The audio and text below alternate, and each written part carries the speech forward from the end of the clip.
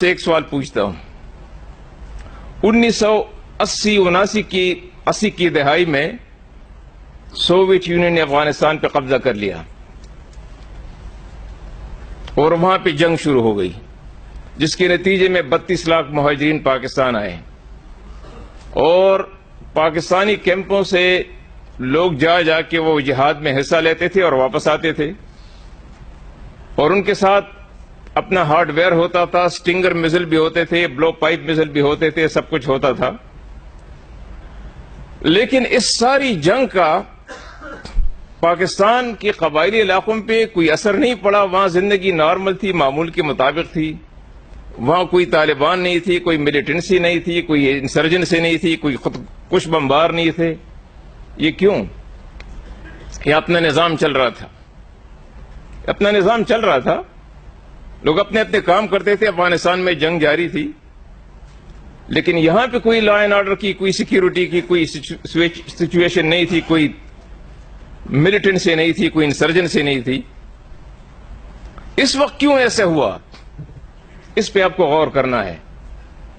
آج کیوں ایسے ہوا؟ دہشت گردی کیوں شروع ہوئی؟ اس لیے کہ ایک ملٹری رول، ایک فوجی آمر نے اپنے ملک کو اس جنگ میں گھسیڑ دیا اور اپنے اڈے اس ملک کے حوالے کیے، شمسی کے علاوہ حیدرآباد اور باقی دوسرے اڈے، اور ان اڈوں سے ہزاروں کی تعداد میں امریکن سارٹیز جا کے ایک فرینڈلی، ایک برادر دوست ملک کو تباہ کر دیا، پاکستانی اڈوں سے اڑ کے، اور 650 لوگوں کو حوالے کیا، اور اپنی کتاب میں لکھا کہ میں نے لوگوں کو تو حوالے کیا ہے، لیکن میں نے ان کے بدلے میں ڈالر لیے ہیں۔ اس سے اتنی بےغیرتی اور بے شرمی کی بات کوئی ہو سکتی ہے کہ ایک ملک کا سربراہ یہ کہے کہ میں نے تو لوگوں کو حوالے کیا ان کے، لیکن میں تو ڈالر لیے اس کے بدلے، ویسے تو میں نے حوالے نہیں کیا۔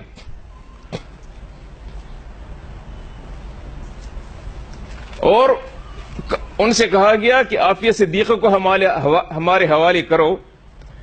پچھلے 1000 سال کی اسلامی تاریخ میں یہ پہلا موقع تھا، اور یہ پاکستان کے حصے میں آیا، اس لیے پاکستان بنایا گیا تھا۔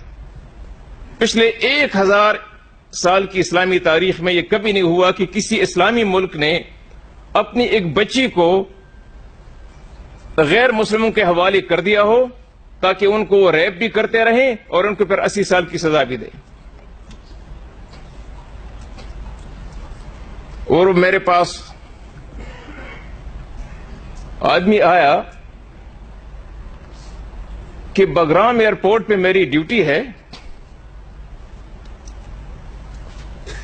یہاں بڑا وقت گزارا تھا تو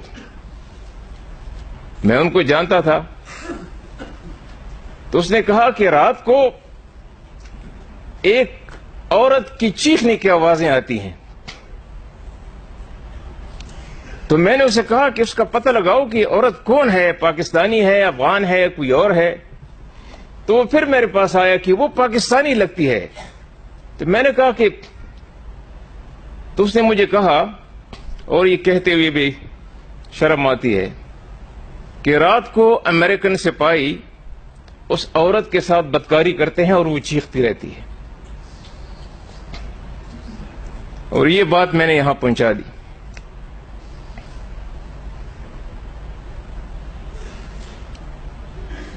سفارتکاروں کو تحفظ ہوتا ہے،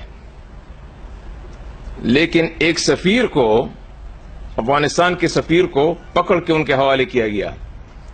اپنی کتاب میں ملا عبدالسلام ضعیف لکھتے ہیں کہ مجھے جو حوالے کیا گیا وہ چیز تو ایک تو دردناک کہانی ہے، لیکن وہ لکھتے ہیں کہ جو سب سے کرب اور اذیت والا لمحہ تھا میری زندگی کا، وہ لمحہ تھا کہ پشاور کے ہوائی اڈے پہ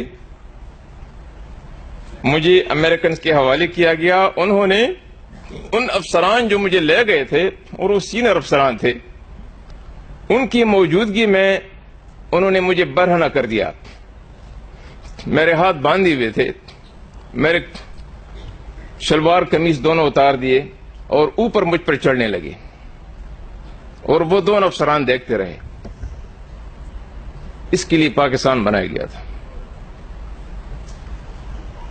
اور وہ دیکھتے رہے. ان میں اتنی ہمت نہیں تھی کہ ان کو اتنا کہیں کہ بھائی آپ اس آدمی کو پھانسی دیتے ہو, جو کوئی دیتے ہو ہیلی کاپٹر میں بٹھاؤ پھر. لیکن ہمارے سامنے ان کی یہ بےعزتی کس جرم کی پاداش میں؟ ایک سفیر, کبھی کسی سفیر کے ساتھ ایسا ہوا ہے؟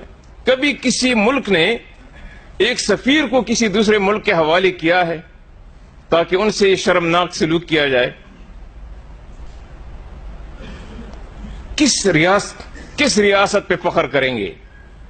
میں کوٹ نہیں کرنا چاہتا, لیکن مائن کیمپ میں میری جدوجہد, مائن کیمپ ہٹلر کی سوانح عمری ہے, جو خود ایک بڑا ظالم انسان تھا, لیکن یہ کتاب اس نے جیل میں لکھی 1922-23 میں. اس نے ایک بات لکھی ہے, اس نے لکھا ہے کہ ذلت کے ماحول میں غیرت کی متلاشی پیدا نہیں ہو سکتی. ذلت کے ماحول میں غیرت کی متلاشی پیدا نہیں ہو سکتی.